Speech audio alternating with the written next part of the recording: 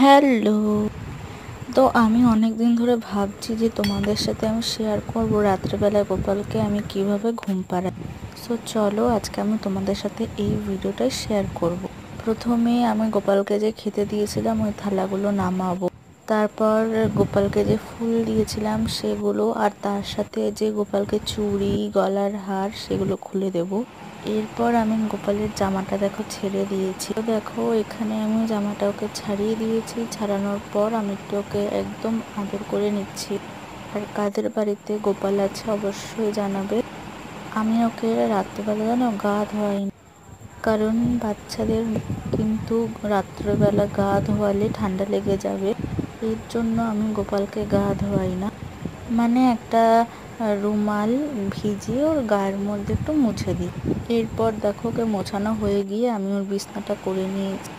এরপর ওকে আবার একটু আদর করে ওকে ঘুম পাড়িয়ে দিলাম। এরপর ওকে শুয়ে দেবো। তো দেখো আমি ওকে কত আদর করছি এখন।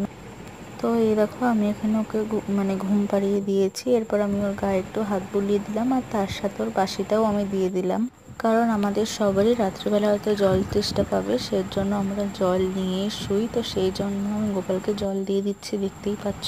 একটা ধোয়া তুলসী পাতা দিয়ে দিলাম। এরপর একটা ওর থালা দিয়ে আমি ঢাকা দিয়ে দিলাম জলটা।